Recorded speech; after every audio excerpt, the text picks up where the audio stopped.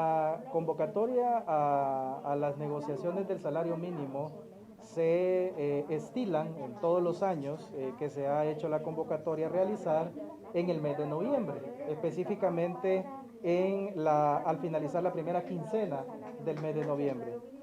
Esta vez nosotros, bueno, y de hecho la ley del salario mínimo ya establece los procedimientos y los tiempos en los cuales se debe de convocar. Lo importante de esto es manifestar que las negociaciones, de acuerdo a ley, dicen que es en el mes de diciembre.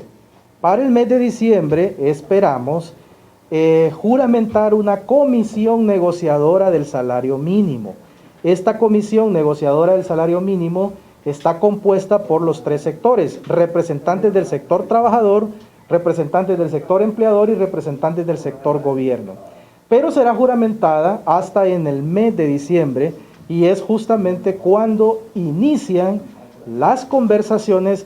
Y aquí quiero hacer hincapié: la ley habla de ajuste o revisión del salario mínimo. Entonces, esas son como las conversaciones que van a existir en el mes de diciembre. Pero repito, se ha estilado durante todos estos años en donde la Secretaría ha hecho todo este trabajo, convocar en la primera o segunda quincena del mes de noviembre. Eso es lo que se ha estilado.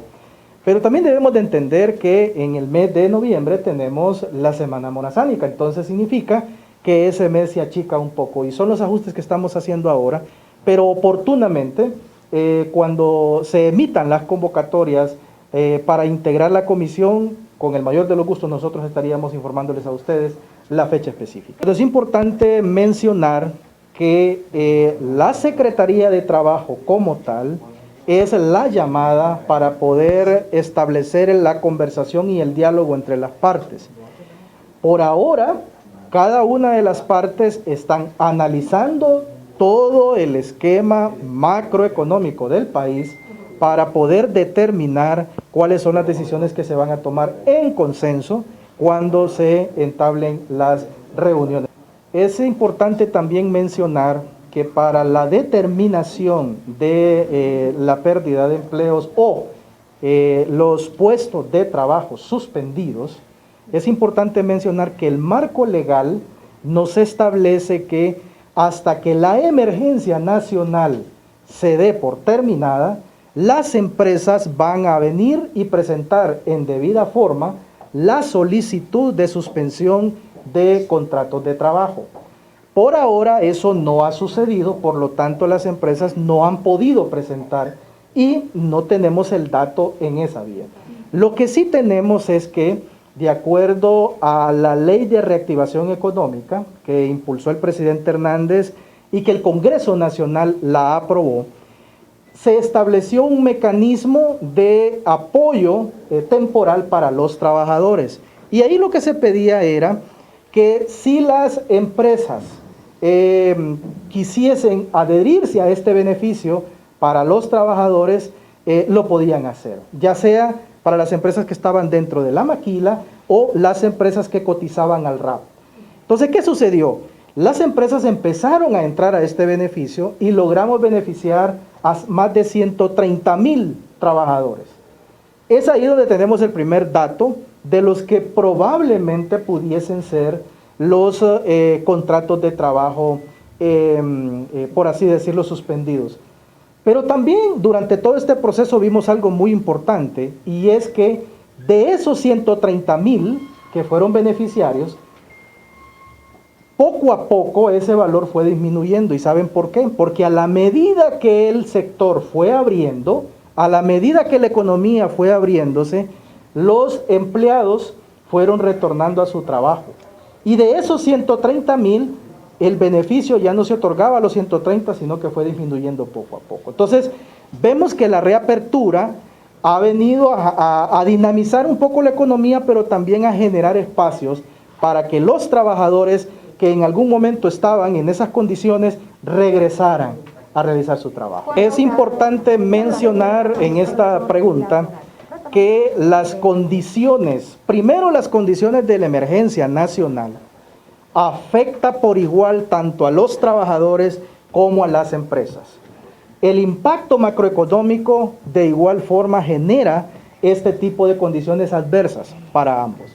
Por lo tanto, ambos sectores están analizando cuál deberían de ser los escenarios y de manera responsable poder llegar a un espacio de conversación. Para mí, como autoridad de esta Secretaría, sería muy responsable de poder decirles que no están las condiciones para esto. Eso no es así. Ellos analizan. Lo que sí les puedo decir es que tenemos escenarios similares, quizá no con el mismo impacto, pero al menos escenarios similares a lo que sucedió en octubre del año 1998, cuando fuimos víctimas del huracán Mitch. Recuerden que la negociación del salario mínimo se hace cada diciembre de cada año. Pues entonces en diciembre de ese año llegaron las conversaciones y la historia nos dice en qué terminó.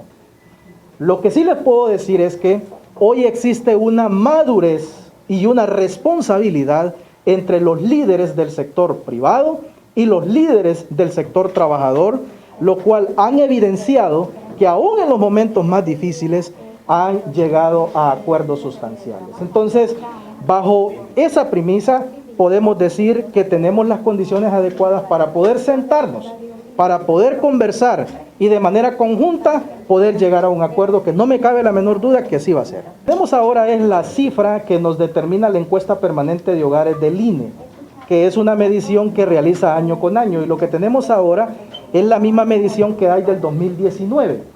Y dice que el subempleo invisible está en el 50%, ¿verdad?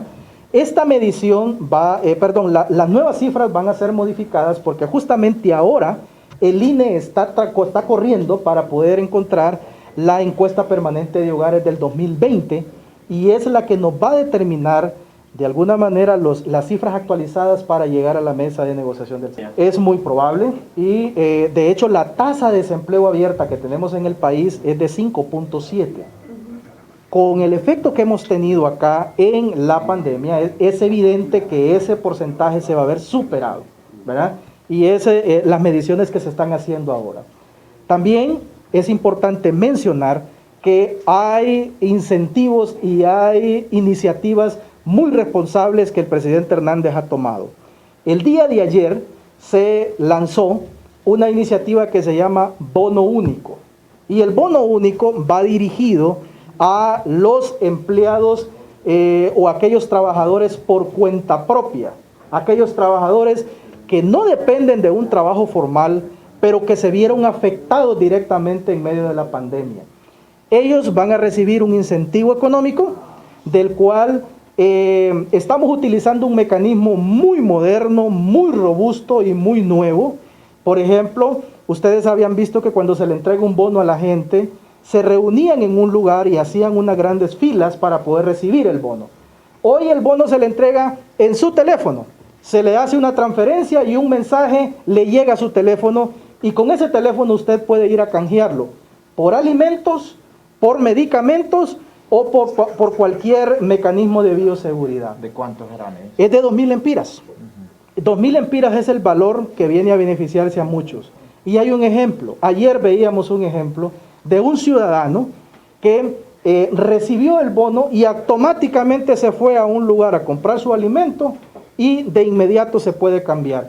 También vimos el ejemplo de una de las compañeras que trabajan como canillitas, que en el efecto de esta pandemia se vieron afectados, pues le llegó el beneficio y automáticamente lo recibió el día de ayer. ¿Qué pasó? Ayer arrancamos con un piloto de 10.000 hondureños que tienen este beneficio. ¿Y cuál es la meta? La meta es llegar a 250.000 hondureños que están en estas condiciones. ¿Cuál es la forma para poder llegar? Bueno, hay algunos requisitos que hay que poder cumplir.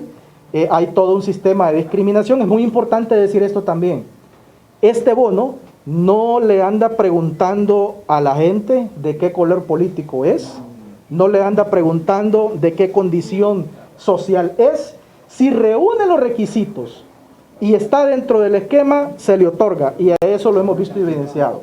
También es importante decir que no son beneficiarios aquellos hondureños que ya recibieron, por ejemplo, otro tipo de bonificación o que ya recibieron la bolsa solidaria. La idea es tratar de beneficiar a cuanto hondureño podamos que cumplan con los requisitos establecidos en este bono único. Es muy importante informar que en la negociación del salario mínimo que se hizo en el año 2018, se pactó un incremento salarial en la maquila por 5 años.